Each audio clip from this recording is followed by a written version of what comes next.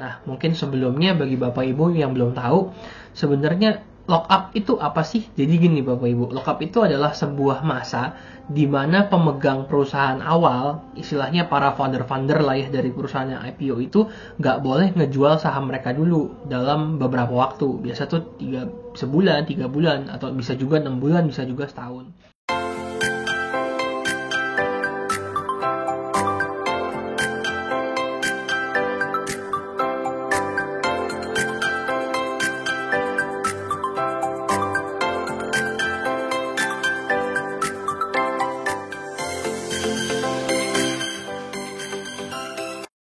Halo, welcome back. Balik lagi bersama saya Adi Prasetya. Pada kesempatan kali ini saya pengen bahas soal nasib saham Gotoh menjelang akhir masa lockup.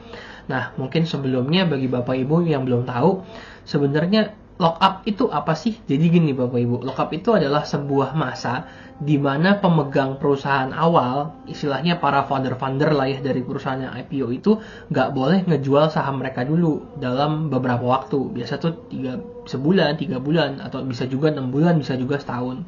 Nah, tentunya kenapa? Supaya ketika IPO, para pemegang ini juga nggak langsung jualan di awal, yang akan mengakibatkan harga itu bakal jatuh banget. Tentunya kalau misalnya istilahnya para founder itu kan pasti duitnya kepemilikannya besar-besar, sehingga dikhawatirkan akan sangat berpengaruh terhadap penurunan harga sahamnya. Nah, Gotoh itu juga punya masa lock-up-nya, di mana itu bakal berakhir tanggal 30 November 2022, which is itu saat video ini dibuat, tanggal 30 November 2022. Saya juga penasaran gimana sih efeknya nanti setelah kebuka. Tapi Bapak Ibu, Gotoh sendiri itu saya pengen tampilin chartnya ke Bapak Ibu. Sekarang itu saat videonya dibuat menyentuh di angka 162 per lembar saham. Dan itu tuh kalau kita lihat dari, saya ambil aja lah screenshotannya dari RTI, itu dia udah turun 48% kira-kira dari 6 bulan yang lalu, atau ketika dia IPO kira-kira udah turun 48% sebelum masa lockup berakhir. Biasanya Bapak Ibu, logikanya ketika masa lockup kebuka, berarti kan para pemegang saham awal ini udah boleh jualan. Nah, kalau mereka boleh jualan, secara logikanya akan bisa lebih menekan harga saham ini turun jatuh ke bawah. Makanya sebenarnya lumayan heboh nih, atau lumayan dikoncernkan lah oleh investor ketika masa lockup berakhir, maka para pemegang saham awalnya itu bisa jualan di pasar sekunder, takut harga sahamnya bakal jatuh lagi.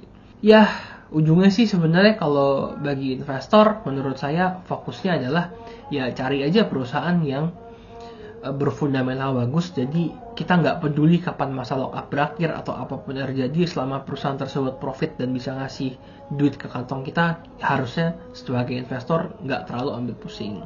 Dan mungkin banyak yang istilahnya kurang puas dengan performa saham-saham yang IPO belakangan ini Bapak Ibu. Tapi ya begitulah market, ada risiko dari setiap investasi yang kita pilih. Kalau mau yang aman-aman aja, mungkin pilihannya kalau di saham, contohnya bisa ngambil indeks gitu. Itu cenderung lebih aman karena performanya adalah rata-rata dari keseluruhan atau sebagian keseluruhan saham yang ada di Indonesia. Sekian untuk video kali ini, semoga bermanfaat. Sampai jumpa pada kesempatan berikutnya. Thank you.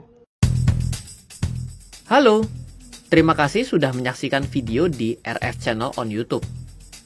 RF Channel adalah channel edukasi untuk kita secara bersama-sama belajar dan mendapatkan aktualisasi mengenai investasi, keuangan, dan bisnis bersama saya, Ryan Filbert, dan tim.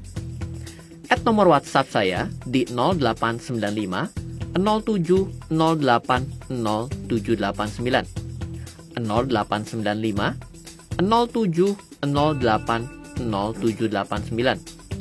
Download aplikasi MyRF di Android atau iOS untuk mendapatkan artikel dan tema-tema khusus mengenai edukasi investasi, keuangan, dan bisnis pada aplikasi MyRF sekarang juga. Setiap bulan, saya bersama dengan tim memiliki kelas, mulai dari belajar trading dengan analisa teknikal, yang strateginya bisa Anda terapkan pada seluruh market, mulai dari saham, forex, hingga cryptocurrency.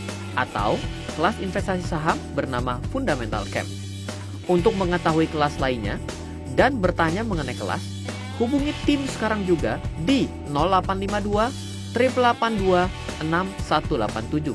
Sekali lagi, 0852 882 6187. Semoga terus bermanfaat. Dari saya Ryan Filbert, salam investasi untuk Indonesia.